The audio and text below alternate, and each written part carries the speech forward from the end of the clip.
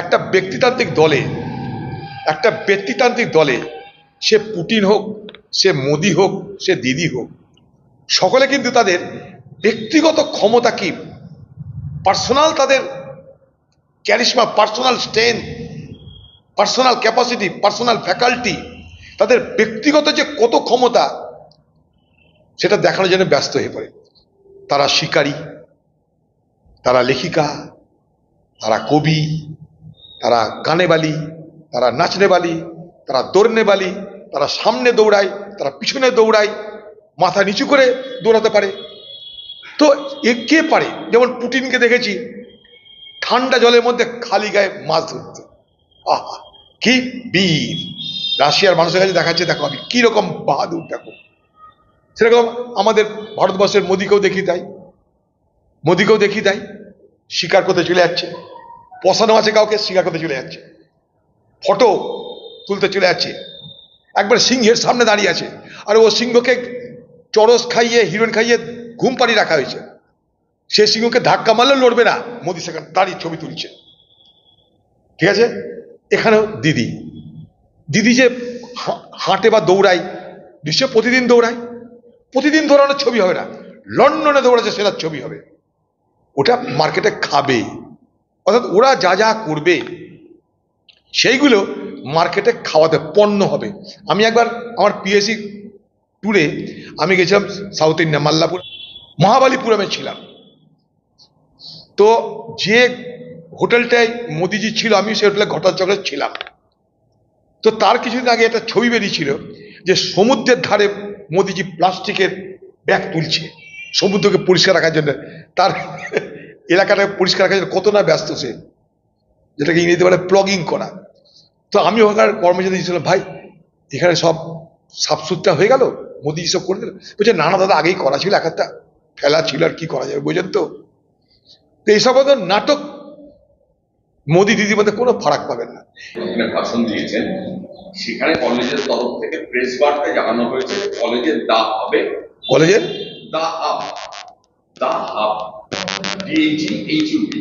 দা হাবে বক্তব্য রেখেছেন, এবং এখানে ক্যাপাসিটি হচ্ছে 140। আমি কালকে তো বলেছি বক্তব্য আমার, হ্যাঁ ছিল 140 জন, 200 জন ওখানে উপস্থিত ছিল, 2 জন। কলেজের তথ্য বলছে যে কেউ বক্তৃতার জন্য ভাড়া দিতে পারে। হ্যাঁ নিশ্চয়ই, কলেজের বাইরেও যে কেউ এই ভাড়া নিতে পারে। তাহলে প্রশ্ন উঠছে এটাই যে এরকম একটা ছোট হলে কেন ডাকা হলো মুখ্যমন্ত্রীকে, নাকি অনুষ্ঠানের জন্য মুখ্যমন্ত্রী ভাড়া নিয়েছে? মুখ্যমন্ত্রী ভাড়া নিয়েছে দিল্লিতে, লন্ডনে যে সমস্ত এজেন্ট আছে তারা ভাড়াটা করে দিয়েছে। মুখ্যমন্ত্রী জানেন তো, আজকাল মুখ্যমন্ত্রী হওয়ার পর তার যে মানে অর্থের যে রিসোর্সেস সেগুলো অনেক পরিব্যাপ্ত হয়ে গেছে। এখান থেকে যে সমস্ত গেছে পুঁজিপতিরা, যাদেরকে ইন্ডাস্ট্রিয়ালিস্ট বলা হয়, তারা তো প্র্যাকটিক্যালি ইন্ডাস্ট্রিয়ালিস্ট কি নাকি প্রমোটার, এটা পার্থক্য করা উচিত। এগুলো প্রমোটার না শিল্পপতি, কোনটা? তো তাদের এক একটা হল এরকম 200-400 হল তুরন্ত ভাড়া করে দিতে পারবে। সরকারি টাকা আছে, যে টাকায় লন্ডনে সব থেকে বড় হোটেলে দিদি আছে, দিদি হাওয়াই চৌধুরী পড়ছেন, কিন্তু লন্ডনে সব থেকে খরচের যে হোটেল, সব থেকে মূল্যবান যে হোটেল, যেখানটায় সাধারণ লোক যেতে পারে না, সেইখানে দিদি কিন্তু থাকছেন পায়ে হাওয়াই চটি। 2 নম্বর, যে কোনো কলেজের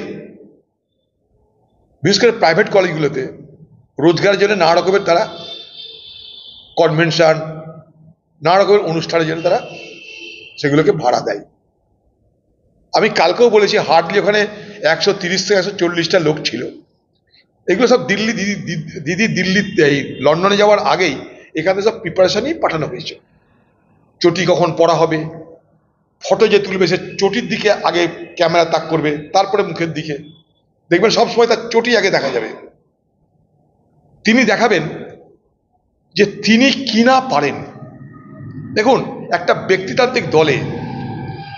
ব্যক্তিতান্ত্রিক দলে সে পুতিন হোক, সে মোদি হোক, সে দিদি হোক, সকলে কিন্তু তাদের ব্যক্তিগত ক্ষমতা কি, পার্সোনাল তাদের charisma, personal strength, personal capacity, personal faculty, তাদের ব্যক্তিগত যে কত ক্ষমতা সেটা দেখানোর জন্য ব্যস্ত হয়ে পড়ে।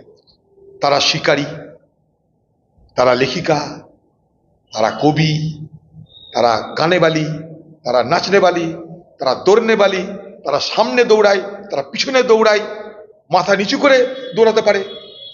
তো এ কে পারে? যেমন পুটিনকে দেখেছি ঠান্ডা জলের মধ্যে খালি গায়ে মাছ ধরতে, আহা কি বীর!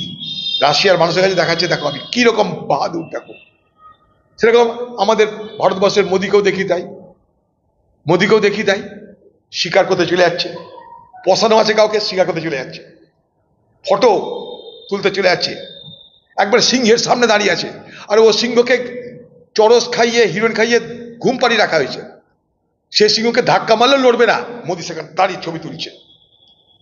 ঠিক আছে, এখানেও দিদি যে হাঁটে বা দৌড়ায়, নিশ্চয় প্রতিদিন দৌড়ানোর ছবি হবে না, লন্ডনে দৌড়াচ্ছে সেটার ছবি হবে, ওটা মার্কেটে খাবে। অর্থাৎ ওরা যা যা করবে সেইগুলো মার্কেটে খাওয়াতে পণ্য হবে। আমি একবার আমার পিএসসি ট্যুরে আমি গেছিলাম সাউথ ইন্ডিয়া, মাল্লাপুরামে আমরা ছিলাম,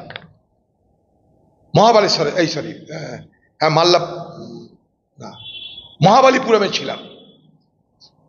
তো যে হোটেলটায় মোদিজি ছিল আমি সেই হোটেলে ঘটনাচক্রে ছিলাম। তো তার কিছুদিন আগে একটা ছবি বেরিয়েছিল যে সমুদ্রের ধারে মোদিজি প্লাস্টিকের ব্যাগ তুলছে সমুদ্রকে পরিষ্কার রাখার জন্য, তার এলাকাটা পরিষ্কার রাখার জন্য কত না ব্যস্ত সে, যেটাকে ইংরেজিতে বলে প্লগিং করা। তো আমি ওখানকার কর্মচারী দিয়েছিলাম, ভাই এখানে সব সাফসুতরা হয়ে গেল, মোদিজি সব করে দিল। বলছে না দাদা, আগেই করা ছিল, একটা ফেলা ছিল, আর কি করা যাবে বোঝেন তো। এইসব নাটক মোদি দিদির মধ্যে কোনো ফারাক পাবেন না। এই যে উনি যে লন্ডনে দৌড়ান, সেটা কলকাতাও নিশ্চয় দৌড়ান। কলকাতায় কেউ দেখেছেন কোনোদিন দিদিকে দৌড়াতে? ভিক্টোরিয়ায়, গড়ের মাঠে, এখানে দেখবেন না। এখানে দৌড়তে গেলে দিদির কাছে লোক চলে যাবে, চাকরি পাবো না কেন, ধোকা দিলেন কেন, বিচার হলো না কেন, এখানে দিদি যাবে না। ওখানে কেউ বলনে বালা নাই, দেখনে বালা নাই, নিজেরাই দেখছে, নিজেরাই কথা বলছে, নিজেরাই হাততালি দিচ্ছে, নিজেরাই ছবি তুলছে, নিজেরাই প্রচার করছে। সেই জন্যে এগুলোকে বলা কি বলতে, antics. Politics is preceded by antics. অর্থাৎ রাজনীতি করার আগে তোমাকে দেখাতে হবে তোমার ক্যালি। তো দিদি এই ক্যালি দেখানোর জন্য প্রতিদিন দৌড়াচ্ছে, আবার লোককে বোঝায় তোমার দৌড়াও আমার মতো করে, কেউ দেখছে না, কেউ জানছে না, দৌড়াচ্ছে দুপুরবেলায়। ফটো তুলতে যখন সুবিধা হবে, সকালে ভালো ফটো উঠবে না, দুপুরে দৌড়াও।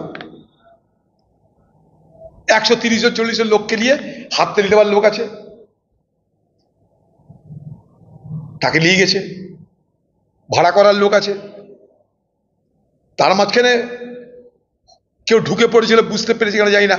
যদি দিদি জানতো যে দিদিকে এরকম প্রশ্ন করা হবে অস্বস্তিকর, তাহলে হারগিসে ঢুকতে দিতেন না।